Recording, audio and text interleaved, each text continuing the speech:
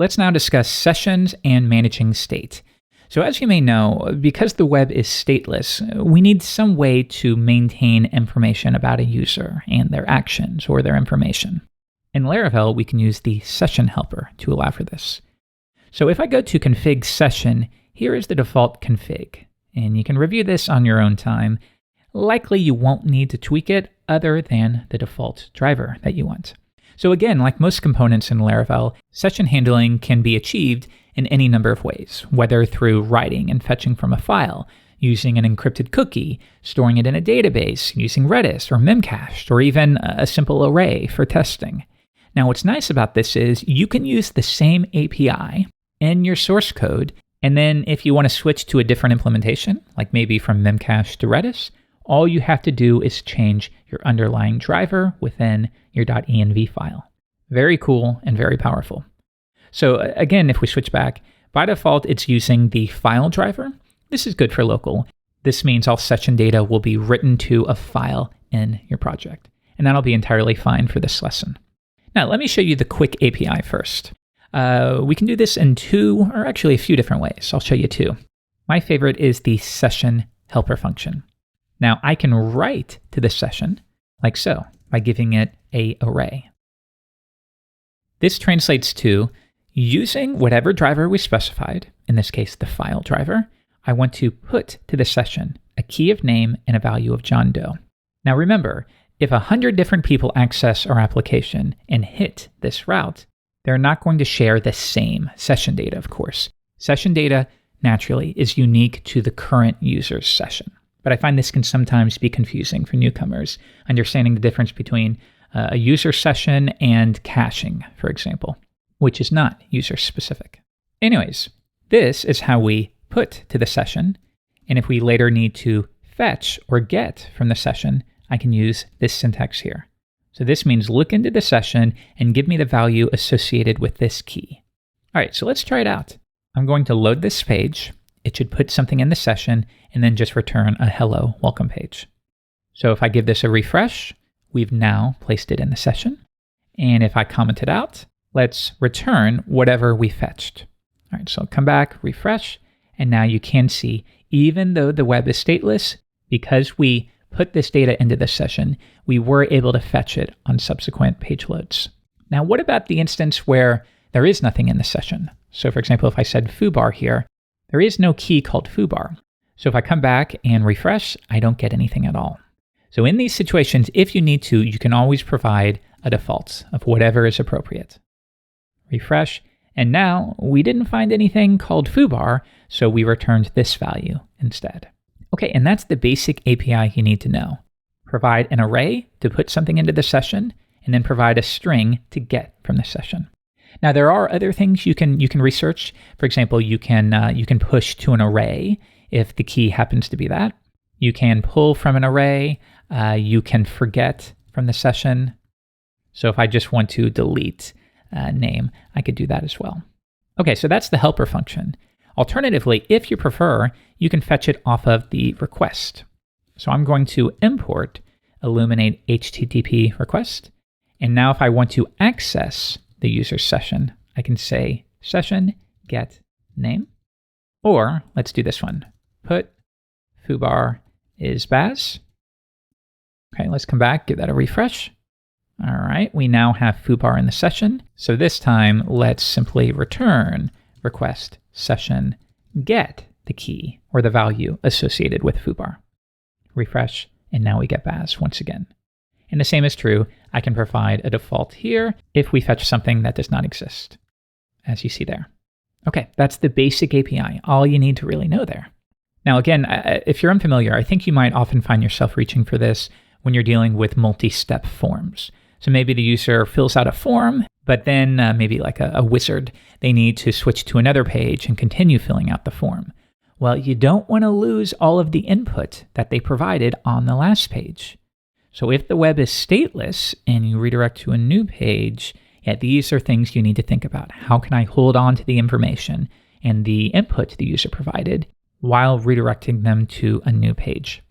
So again, there's many different ways you can do it, some that don't even require the session. But another option is to say request and I'm going to flash all of the input from the last request to the session. This is sort of our way of saying, okay, we've submitted a form. I have that data. I'm just going to flash it. I want to save it for one more page load. And then after that new page, we will delete it entirely. That's an option. So with that in mind, let's talk about flash messaging in general. This is useful for providing quick feedback to the user. For example, you create a project or you create a new account, and then when it redirects to a new page, you see a little flash message. You've seen this before, I know it. You see a little message in the bottom right that says, you've created a project, or project now deleted. Just little bits of feedback. Now these are stored in the session, but we don't want them to live forever in the session. We just want them in the session for one new page load, and then we can delete them. So let's give this a shot. Let's say we've been using this idea of projects. So let's say you create a new project. So we'll have an endpoint like that, and we will return a view called projects.create, and I will quickly whip that up. Resources, views, projects, create.blade.php. I don't have a master page, so we're just going to do this super quick. You need to give us, let's say, placeholder project name, or how about the title of the project? And then another one for a text area, and this will be the description of the project. And let's keep it as simple as that. Okay, finally, I need a submit button. So yeah, this is going to look horrible because we don't have any CSS or any styling, but that's okay. You get the basic idea. So if well, you know what, at the very least, this is all going to be inline, won't it? Let's just wrap it in divs to force some spacing here. Don't beat me up, it's good enough. Okay, so if I switch back, there we go, our crappy little form. So when I fill this out, traditionally you'll store this in the database. But once it has been stored in the database, presumably we'll redirect somewhere with the flash message. So let's say submit a post request to projects, and I will provide my CSRF token. All right, so now let's listen for a post request to projects. And here is where we would save the project. We would validate the project. And you've learned all of this. And I do recommend do this on your own. Get yourself in the habit of trying these out and building little toy apps that serve no purpose other than to get your fingers into that workflow. Anyways, assuming we have saved the project, let's flash a message to the session. I can say session flash message, your project has been created. And then finally, I will redirect back to, how about the home page? All right, does this all make sense? We have one route to load the create page. This has a very crappy form here, and when you fill it out, it will submit a post request to the project's endpoint. That will hit this route where we fictionally save the project, and then we flash a message to the session. And again, the difference between this, your project, you get the idea. The difference between this and this is that this will store it for the lifetime of the user session.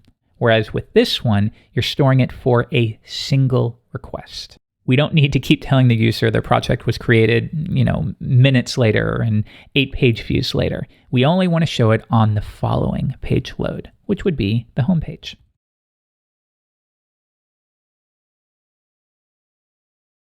And I will load a page called welcome, and let's visit it. And right here, we'll just say, we can access it here, or you can do it through the controller. So we could say, if session has a message for the user, then let's spit it out. Like so. So think about it. If we visit the home page, we don't have a message for the user, so we don't see anything at all. However, let's make a new project. We create it. It gets saved to the database, or at least in real life it would, but then we flash a message to the session. That means this bit of data will exist for the next page load. So when we redirect to the home page, we do have something in the session called message. So when we do this check, we fetch it. Now though, if I give it a refresh, it's gone. And that's what we expected.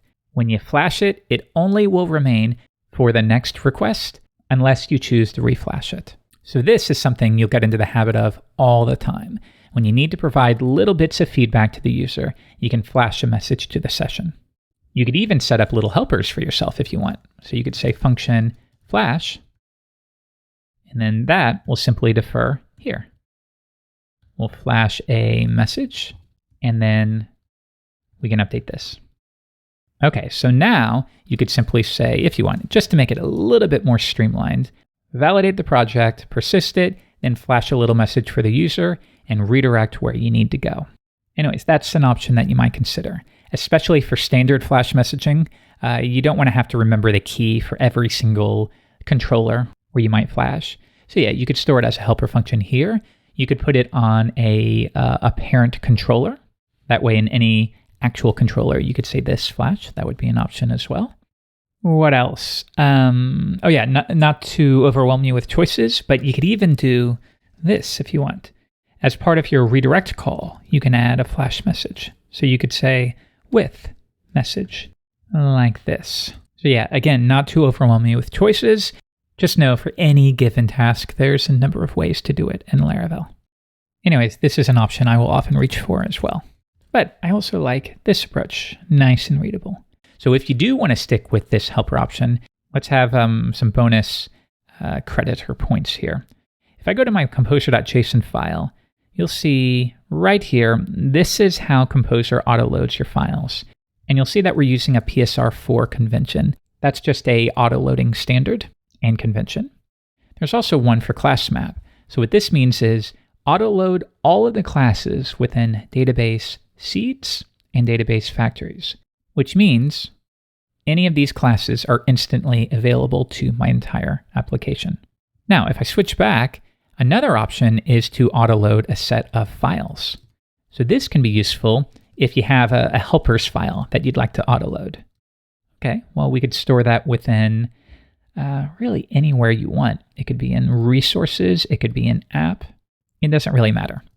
We'll store it within app. Okay, so now we're saying we want Composer to autoload this helpers.php file. Let's go ahead and create it. And now I will take this helper function and switch it over here. All right. So now, if I switch back, this isn't going to work just yet, but let's see it in action. So if we flash something to the session, notice we get call to an undefined function flash. And that's because we've updated our composer.json file, but we haven't done anything yet. We just changed the file. We haven't created a new Composer autoload file. So for example, if we go to Composer, you'll see some of these files are generated automatically. So we need to recompile. If I run Composer, you'll see there is a dump autoload. That's the one we want. Composer dump autoload. So now you can see we have a new set of autoload files. And in fact, if we open up autoload files, we should now see a reference to helpers.php. There it is. All right, so we now have a helpers file we can use. Again, be thoughtful, don't go crazy with it, but a few select helper functions, whatever people might say, I find to be incredibly useful. Okay, so we build up a new project, and there you go. You have a new flash message that will only exist for that single page request, and then it's gone after that. Okay, so that's basically the essentials of what you need to know. Do note that Laravel provides a session component to you, and this is used to maintain state about a user from page to page.